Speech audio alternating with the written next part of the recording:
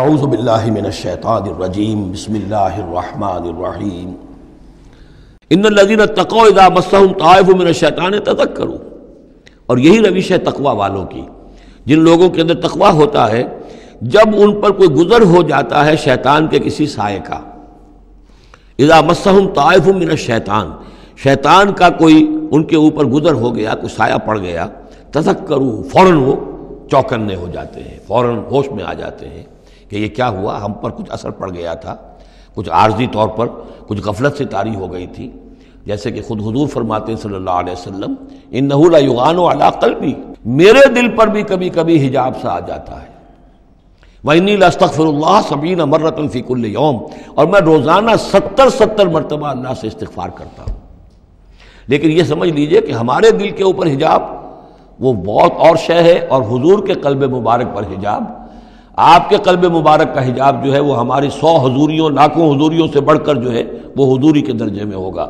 لیکن جو انٹینسٹی ہے، جو تعلق مع اللہ کی انٹینسٹی ہے، اس میں ذرا سی کمی بھی آ گئی ہے تو اس سے حضور نے تعبیر کیا کہ میرے بھی دل پر کبھی کبھی حجاب آ جاتا ہے۔ انہ لا یغان علی قلبی، انٹینسٹی تو کم ہو گئی نا، یہ بجلی جس پاور کی ہے ذرا سی کم ہو جائے گی تو ایک دفعہ تو آپ کو محسوس ہوگا اندھیرا ہو گیا، حالانکہ بجلی ہے، روشنی ہے، اندھیرا نہیں ہوا ہے، لیکن اس کی پاور کم ہوئی ہے۔ تو فرمایا کہ انہ لا یغان علی قلبی وانی لاستغفر اللہ 70 مرۃ فی کل یوم۔ ان الذین اتقوا اذا مسهم طائف من الشیطان تذکروا، تو فوراً وہ چوکنے ہو جاتے ہیں، یاد کرتے ہیں، فاذا هم مبصرون، اور ان کی آنکھیں کھل جاتی ہیں، انہیں حقائق نظر آنے لگتے ہیں، وقتی سا جو سایہ پڑ گیا تھا اس سے وہ فوراً نکل آتے ہیں۔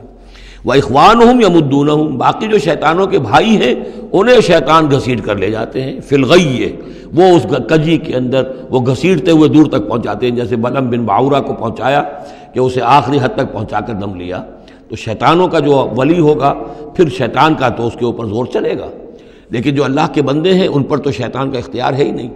وہ تو یہ کہ جیسے ہی ذرا سا ان کے اوپر کوئی اثر پڑا بھی، کوئی سایہ سا آیا بھی تو فوراً چونک گئے اور اللہ کی طرف متوجہ ہو گئے۔ ثم لا یقصرون، پھر وہ کمی نہیں کرتے، اسے آخری منزل جو ہے گمراہی کی وہاں تک پہنچا کر رہتے ہیں۔ وَإِذَا لَمْ تَأْتِهِمْ بِآیَةٍ، اب دیکھیے یہ عمود ان دونوں صورتوں کا، خاص طور پر انعام کا، آیت لاؤ، نشانی لاؤ، معجزہ دکھاؤ،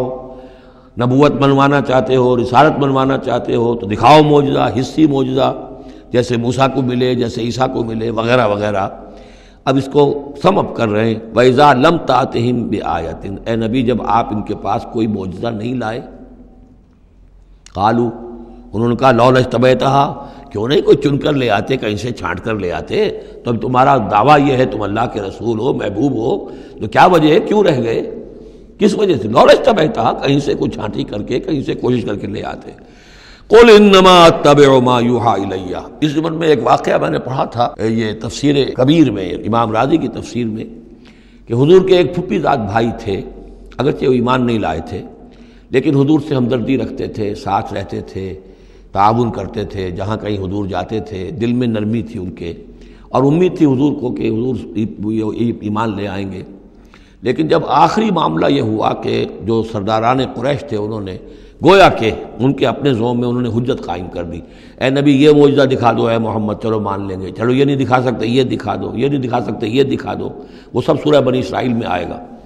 تو جب یہ ساری باتیں حضور نے کہا نہیں میرے اختیار میں نہیں ہے، یہ تو اللہ تعالیٰ کا فیصلہ ہے، اللہ جب چاہے گا دکھائے گا،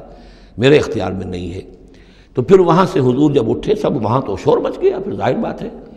کہ وہ تو تالی پٹ گئی ہوگی کہ بس رہ گئے ان کی، اب تو یہ تو ہمارے جو عوام ہیں انہوں نے کہا ہوگا کہ ہمارے سردار تو جیت گئے، اس لیے کہ یہ تو ناکام رہ گئے،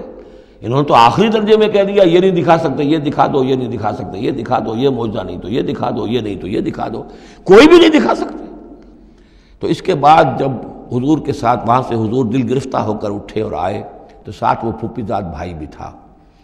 اس نے کہا کہ محمد آج تو آپ کی قوم نے آپ پر حجت قائم کر دی ہے، اب میں آپ کا ساتھ نہیں دے سکتا۔ یعنی یہ ہے کہ جو اثر پڑتا تھا لوگوں کے اوپر کہ اب تو حجت آپ پر قائم ہے، تو جس کو میں نے کہا تھا سورہ انعام کا وہ مقام کہ ان کان کبر علیک اعراضهم فان استطعت فتبتغی نفقا فی الارض او سلما فی السماء فتاتیہم بآیہ، اے نبی اگر آپ پر بہت بھاری گزر رہا ہے، شاق گزر رہا ہے ان کا اعراض، تو اگر آپ میں طاقت ہے تو کہیں زمین میں سرنگ لگا لیجئے، کہیں آسمان پر سیڑھی لگا لیجئے، اور کہیں سے جہاں سے آپ لا سکتے ہو لے آئیے، ہم نہیں دکھائیں گے۔ تو واقعہ یہ ہے کہ انسان اس کو اپنے اوپر طاری کرے، اس صورتحال میں ویژولائز کرے اپنے آپ کو، تو کس قدر ضیق میں اس وقت محمد رسول اللہ صلی اللہ علیہ وسلم کی شخصیت آ چکی تھی۔ وَإِذَا لَمْ تَأْتِهِمْ بِآيَةٍ، اور جب آپ نہیں لائے ان کے پاس کوئی نشانی، قَالُوا لَوْ لَاجْتَبَيْتَهَا، کیوں نہیں لے آئے کہیں سے؟ قُلْ إِنَّمَا أَتَّبِعُ مَا يُوحَىٰ إِلَيَّ، کہہ دیجئے میری حیثیت تو صرف یہ ہے کہ میں پیروی کر رہا ہوں اس کی کہ جو میری طرف وحی کی جا رہی ہے۔ اس سے بڑا میں نے دعویٰ نہیں کیا، نہ خدائی کا، نہ کوئی علم غیب کا دعویٰ کیا، نہ میں نے یہ کہا کہ اللہ کے خزانے میرے دستے تصرف میں ہیں، میں نے کوئی دعویٰ نہیں کیا۔ ھذا بصائر من ربکم، اور یہ تمہارے رب کی طرف سے بصیرت افروز باتیں ہیں جو میں تمہارے سامنے پیش کر رہا ہوں۔ میں خود پیروی کر رہا ہوں اس کی اور تمہارے سامنے پیش کر رہا ہوں۔ وَھدًى وَرَحْمَةٌ لِّقَوْمٍ يُؤْمِنُونَ، اور یہ ہدایت ہے اور رحمت ہے ان لوگوں کے حق میں جو ایمان لانے والے ہیں۔ وَإِذَا قُرِئَ الْقُرْآنُ فَاسْتَمِعُوا لَهُ وَأَنصِتُوا، اور جب قرآن پڑھا جا رہا ہو تو تم اسے پوری توجہ سے سنا کرو۔ سمع یسمع کے معنی سننا، اور استمع یستمع پوری توجہ کے ساتھ، ارتکاز توجہ کے ساتھ سننا، کان لگا کر، کان دھر کر سننا۔ وانصتوا، اور خود خاموش رہا کرو۔ اسی آیت کو دلیل بناتے ہیں وہ حضرات جو یہ سمجھتے ہیں کہ امام کے پیچھے جہری قرأت میں پڑھنا نہیں چاہیے، اس لیے کہ ظاہر بات ہے کہ جب امام پڑھ رہا ہے تو آپ کو پوری توجہ سے امام کی قرأت کو سننا چاہیے۔ خود پڑھنے کی طرف توجہ کریں گے تو پھر اس کے سننے کی طرف توجہ جو ہے وہ نہیں رہے گی۔ اور یہاں خاص حکم بھی ہے انصتوا، خود خاموش رہو، لعلکم ترحمون، تاکہ تم پر رحم کیا جائے۔ وَاذْكُرْ رَبَّكَ فِي نَفْسِكَ تَضَرُّعًا وَخِيفًا وَدُونَ الْجَهْرِ مِنَ الْقَوْلِ بِالْغُدُوِّ وَالْآصَالِ، اور اپنے رب کو یاد کرتے رہا کرو اپنے جی ہی جی میں، تضرعاً، عاجزی کرتے ہوئے، گڑ گڑاتے ہوئے۔